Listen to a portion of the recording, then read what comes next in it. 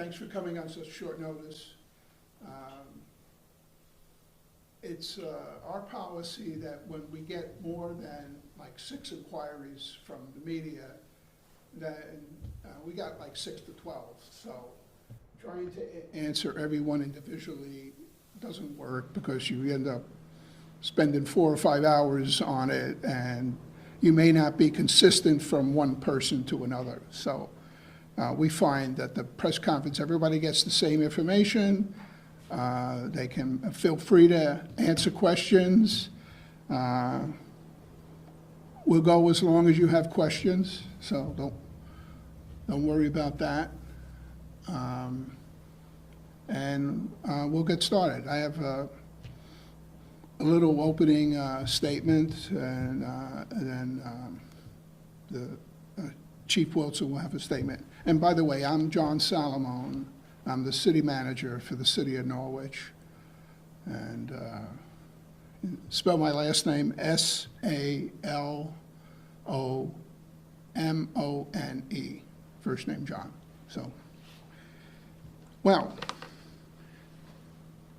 we have something going on today that is unfortunate. When we first noticed that there were issues with the volunteer fire department, I was very fortunate in the timing of hiring Chief Wilson. Chief Wilson has been here over a year, and one of the first things I asked of Chief Wilson is, I want you to get a good handle on volunteer fire department issues and things like that. Well, he did over 6 months, went to 100 incidents. Some were fires, some were medical, some were false alarms, whatever, but 100. And that's a good sample size, and gave me a good lay of the land, so to speak, about what was going on. It became apparent that, and this is not a surprise to anybody, all volunteer fire departments, whether in Connecticut or in the Midwest or wherever, are suffering from the problem of attracting enough of firefighter volunteers. And it's somewhat demographic in nature, societal in nature. 75 years ago, this was a mill town with a lot of manufacturing. So the majority of people lived within the city of Norwich. Now, the mills are gone. We still have a strong industry, but nowhere near the domination that we had of people living in town in, let's say, the 1950s. It's changed. And when you work out of town, we have a lot of people that work at Electric Boat, other areas down there, pharmaceuticals, things like that. Many people that commute up to the Hartford area, insurance. As you know, you drive. It's not a bad commute. It's about 40 minutes, and it's a beautiful drive, actually. Route 3 is beautiful. So, but they're out of town. So during the day, especially during the week, we've observed that it's very difficult to get a crew from volunteers adequately staffed to make a response. Now, again, this is no criticism of them. This is a fact of life here, and if you want to do some research, you'll find that it's a prevalent issue a lot of places. Now, we staved it off a little bit because we have a lot of volunteer fire personnel, and we're able to kind of mass it together and keep it going. But it gets to a certain point, and you can't do that anymore.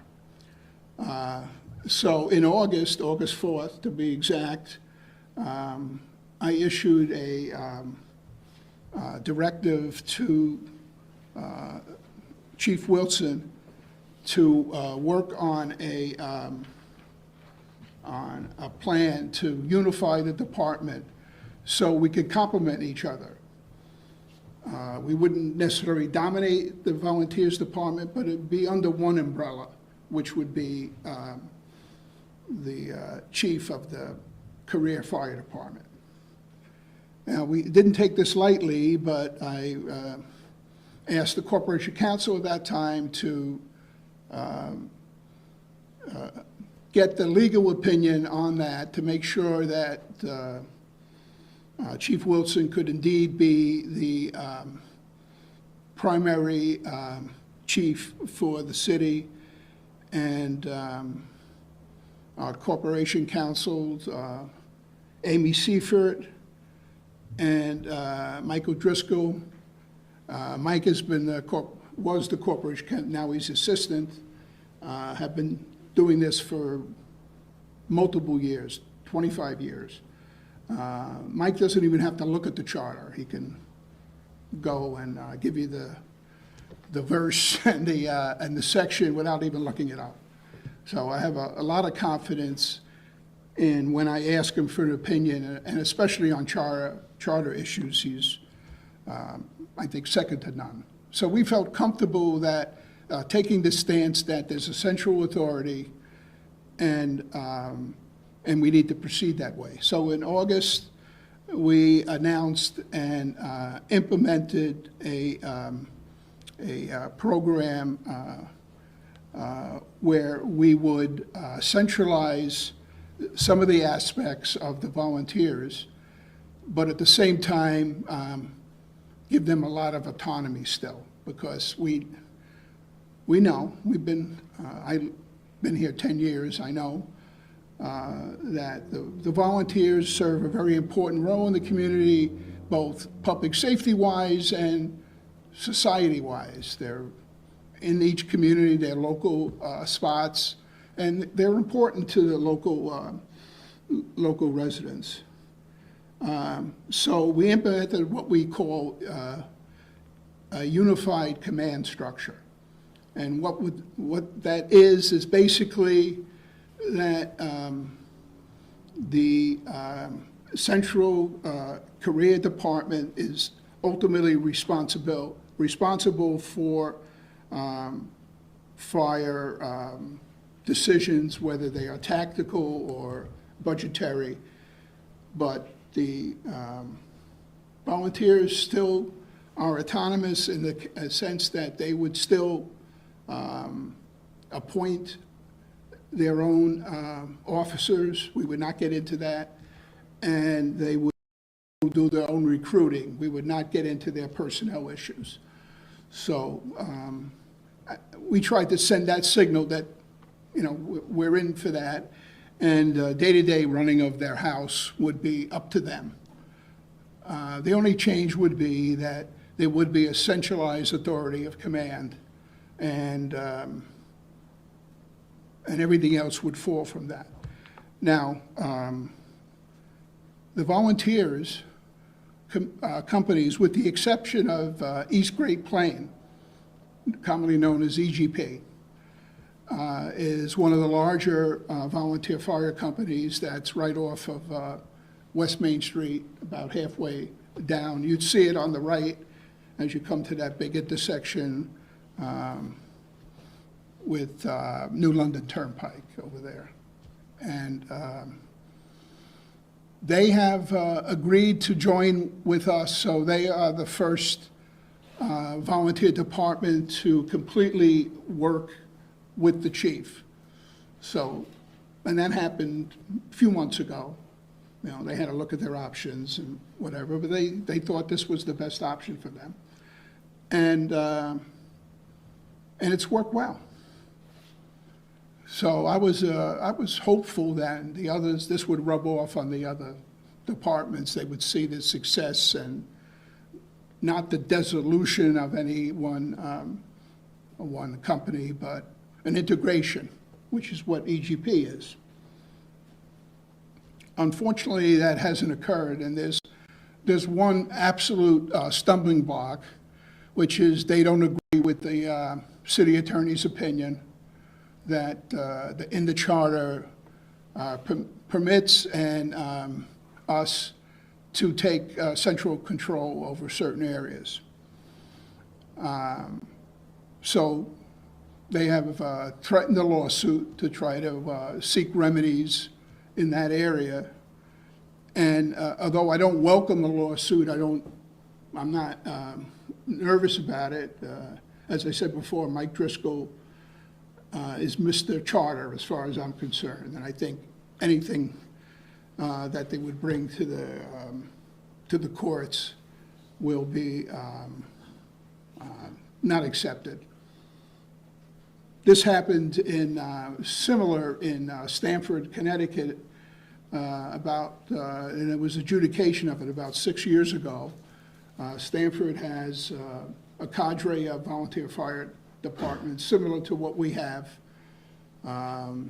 They also didn't agree with the integration. They took it to court. They took it to appeals court. It really got drawn out.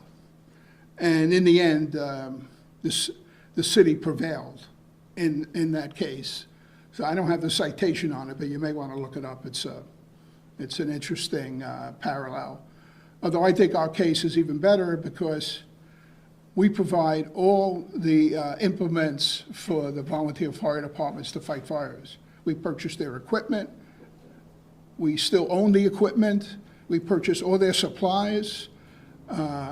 We have various budgets for each department that gets approved by the city manager and the city council, which is in excess of $500,000 or $600,000. And we buy all their ancillary equipment, hose, et cetera, et cetera. So we have a real link with them. We also have a pension plan for volunteer firefighters that links them even closer. So in essence, they really are a part of the city's community, and I don't think there's any case out there. Ultimately, when you go to a fire scene, and I'm sure all you have been there, it can get pretty hectic, right? You never know what's going to avail you there. Well, we have great experience, and we usually know what to expect. But one thing you can have in a fire scene is two competing incident commanders, ICs. And we have witnessed that on occasion since Chief Wilson is here, and the deputy battalion chief could certainly attest to other times where it got pretty uncomfortable. And you can't have that, and that has happened, and that's a public safety danger. So those are the kind of things that we have seen where we were obligated to take control of the situation. We want them to be part of the city, the solution. There's many volunteer fire individuals that are great, upstanding firefighters, but the leadership of the chiefs, and I can't speak for them, you have to talk to them, seems to want to hold on to the past, and the past has changed. They don't want to see that. So we're here at this point. We went today to reallocate their fire equipment, and they weren't there. They locked us out. So we couldn't get in. We were expecting that. So we filed an injunction today, which was granted, an emergency injunction from New London Court. And so the state marshal has to serve them, and then once that's done, we'll be able to get the equipment. But that's a good example of the lack of cooperation, even when it's self-evident on that. We've also, at this point, frozen their budget and took their credit card privileges away and removed Yantic from dispatch. So anything that's in the dispatch district in Yantic it's dispatched to the city first. And I'll let the chief talk about how we are accomplishing that. But before I turn it over, there's one thing I want to emphasize. You are going to hear from people who don't agree with what we're doing that we've made the city not as safe. You know, how could you be as safe if you eliminate, for now, Yantic? And by the way, it's been called shuttered. It's not really shuttered. We're ready to talk with them and give them time to consider truthfully what they need, which is best interest of Yantic and us. But we won't, and we know that actually public safety right now is actually better than when we had Yantic and us, but Yantic not participating in the unified command. Just, we're not doing it.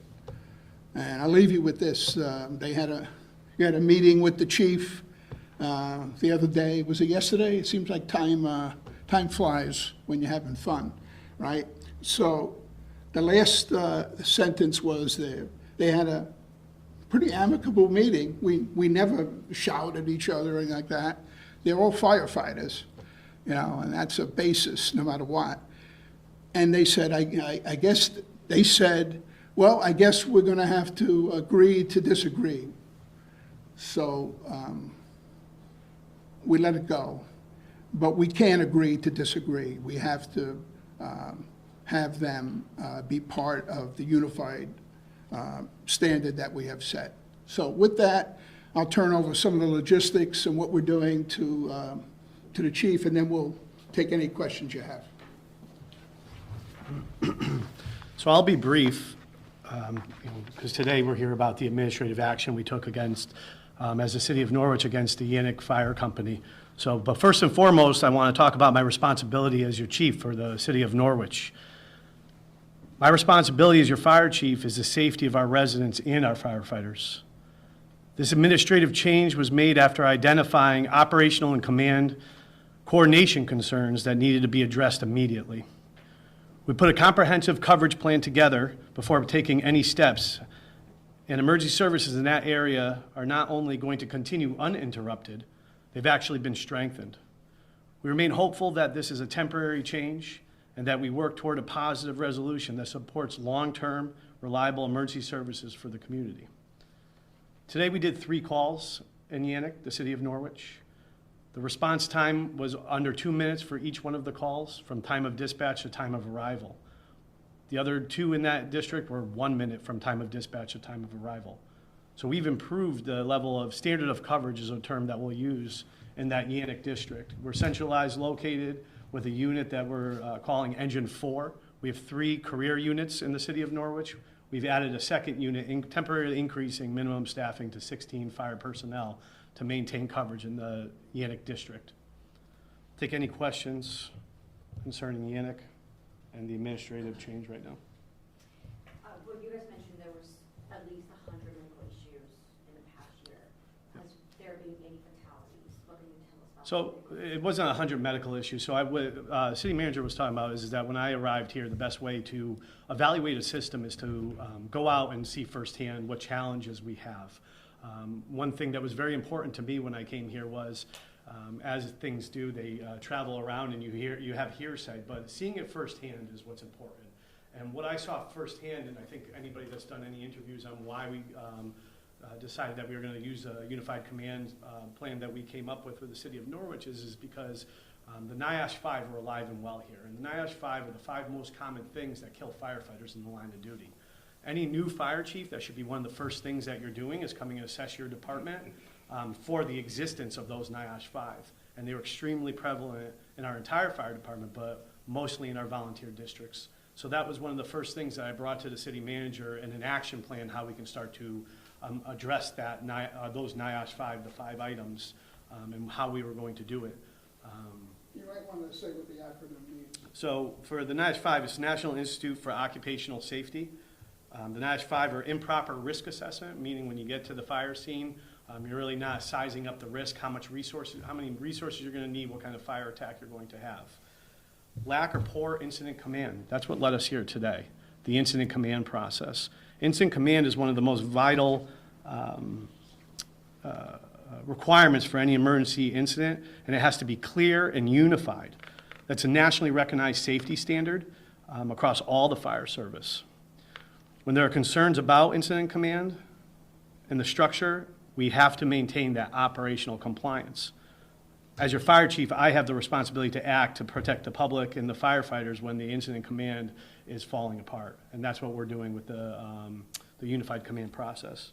Also, there's a lack of accountability. That means knowing who's on the scene, whether they're coming and going. Again, that's very consistent on a lot of the calls that I went to, and then most recently in the calls last week, which led to this operational administrative action, excuse me. Poor communications over the radio. We're not having concise SOGs of how we're gonna operate on the radio, who's gonna operate on the radio. That leads to us not getting out urgent messages. And then lack of SOGs and SOPs. Here inside the city of Norwich, we have these SOPs and SOGs, but they weren't widespread throughout our volunteer districts, and they weren't cohesive with us as the city. So we were operating in the same city, but differently, and you can see how dangerous that could be. So to answer a follow-up of your question, nobody died inside of those 100 calls, and that didn't lead to any of the, 100%, I understand the question, yeah. Now, you mentioned you guys are teaming up with a new volunteer fire company. What are some of the new conditions and new policies that you guys want to? Yeah, so really what we've done is, now I wouldn't even just highlight EGP. EGP has been one of the first departments to work seamlessly with us. All 5 of the volunteer districts have been coming to our unified command meetings, but the reluctance has been extremely prevalent, but they have not been following the directives that I have been given out to the T as expected as your fire chief. And it's led to operational failures across the board that we've been trying to address consistently, but they seem to be continue to happen, and that led to this administrative action against specifically Yantic Fire Department. When was this contract agreement given to the volunteers, and when were they supposed to sign it by? So it was issued last night, went through our corporation counsel to their attorney, and then also Mr. Salamone emailed the contract along with a letter from the attorney to the chief of department at Yantic. And we asked them to sign the contract and let us know if they'd like to participate in Unified Command fully by 10 a.m. today. But I will point out that all the items that were in the contract were thoroughly discussed between August 4th and now. So there's really no surprise in the agreement. It just codifies the aid plan that we have in place. This obviously happened with Yantic now. You said EGP's on board. What about the others? What can stand contracts with them? So contracts haven't been given to any of the other departments yet. That's in the working, and we're working through that with Corporation Counsel now. When are we going to give them contracts, and who we should be sending them to, and how we're going to act if they choose not to sign the contracts also.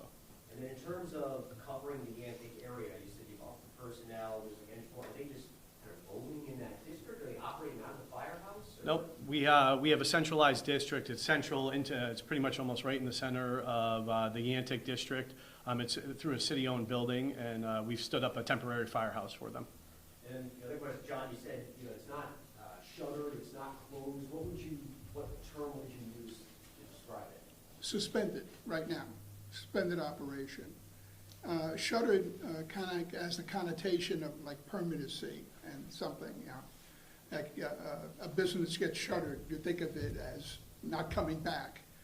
We hope we don't view it that way. So we're open for them considering the agreement. If they felt they didn't have enough of time, that's fine. But we're not going to eliminate the other specific items we talked about. I've been here 10 years, and I've been working on this for 8 years and kind of putting my head against the wall a lot. Just couldn't get anywhere substance with the volunteer chiefs. And I met with them almost every month, sometimes longer. There was a time where I did not meet with them for about a year, and that's when they threatened a lawsuit. the first time. They threatened a lawsuit the first time a few years ago.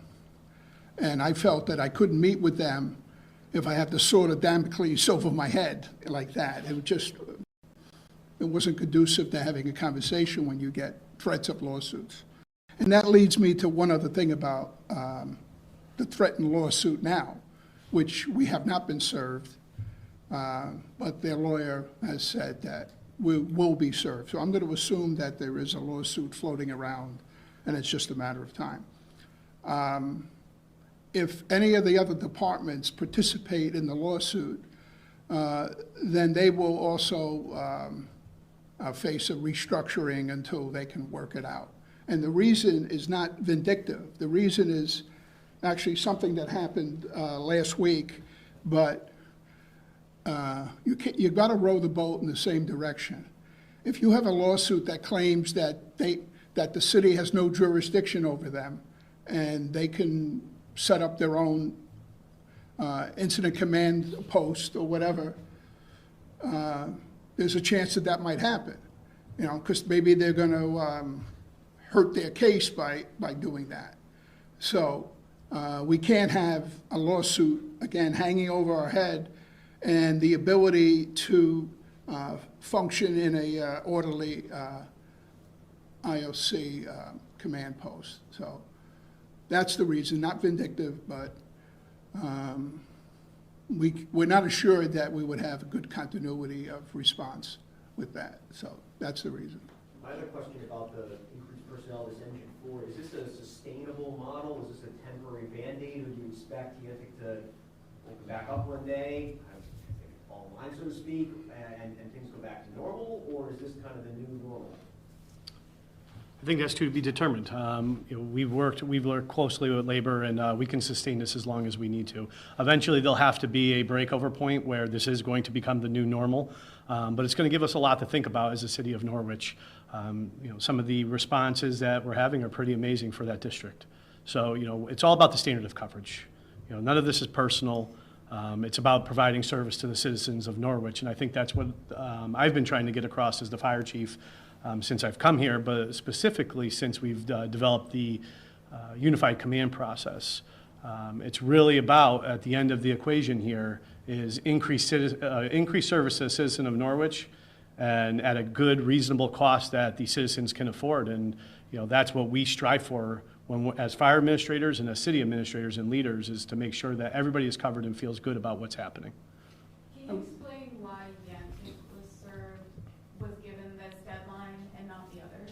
So right now, it was the administrative action was specifically against Yantic because there's been numerous incidents that have fallen in the face of the NIOSH 5, the things that I've been actively working to correct, and they were the ones that most recently circumvented the entire incident command system, and some actions took place that I really can't talk about because they're personnel actions, but they couldn't go unaddressed.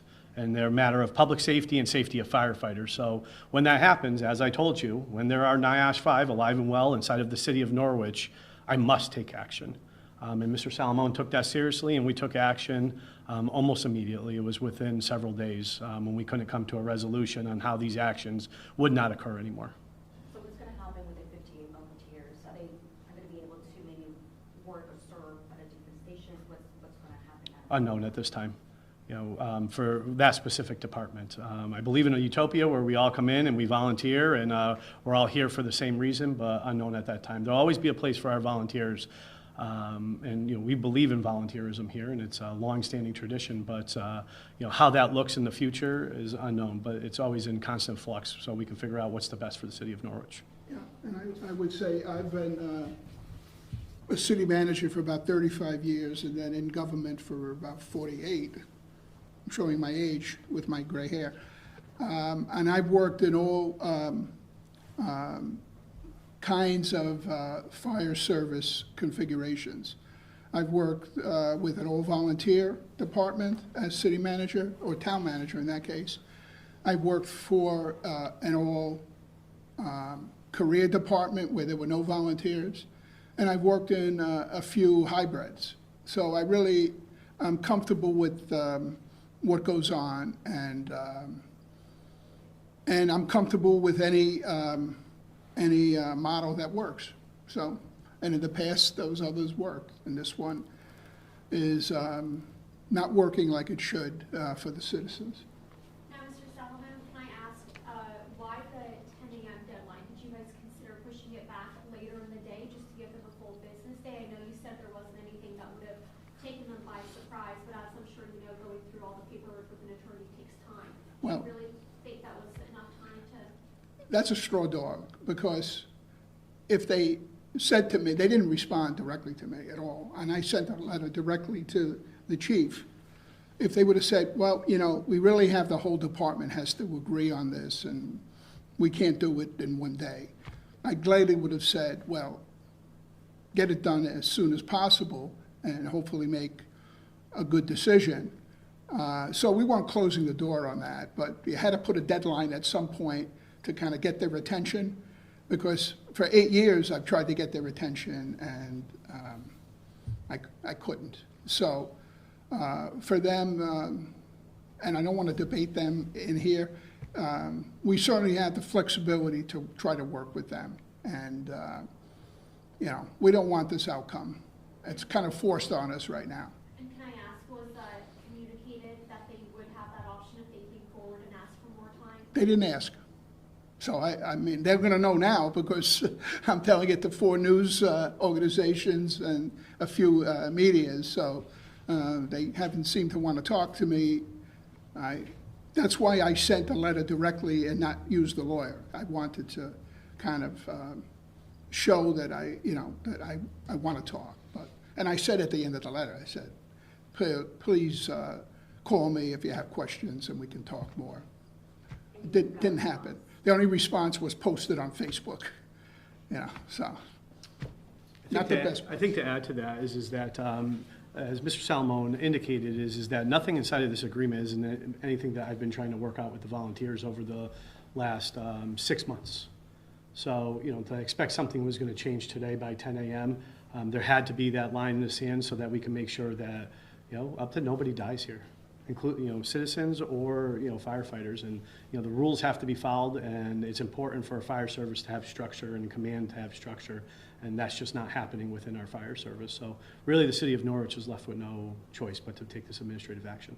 And can I ask too, if, you know, just putting this out there, because I think with one department choosing to go about it this way, if the other 4 also choose to make the same decision and they get not shuttered, but, you know, temporarily suspended, would you guys be able to sustain the calls throughout the city? 100%. We have operational plans in place to handle all 911 calls within the city of Norwich. What about mutual aid and other smaller departments like Baltic, Franklin's, you know, so forth that are strictly volunteer that rely on the Yantic capacity too? Yep. So I've already reached out to our mutual aid partners, the surrounding communities, and some of them have reached out to me concerning this. We're going to fulfill all mutual aid agreements. Yantic last year went to 37 mutual aid calls for the Yantic Fire Department. So what we're really doing is, you know, a very small amount when you talk about mutual aid. We'll be able to more than cover that and sustain. Any other questions? Okay, anything else? In your opinion, you know, the infractions, the NIASH 5 things, is it bad training or is it bad culture? I think it's a cultural item. You know, there's a word that I've used quite frequently with the city council. It's normalization of deviance. Anybody that's taken any organizational leadership class, it's quite common in organizations. If there's never been rules and you've been used to a certain way of life, it's probably very hard to change the ways you want to operate.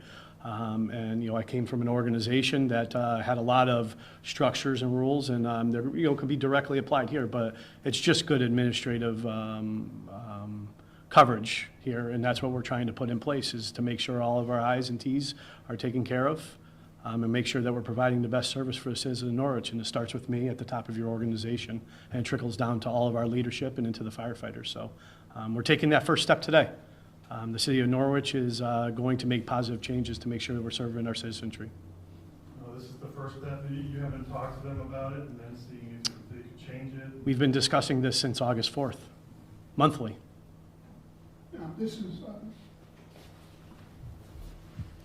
they may unfortunately, they may portray it to you as a surprise, but it's been constant dialogue since, for 7 months.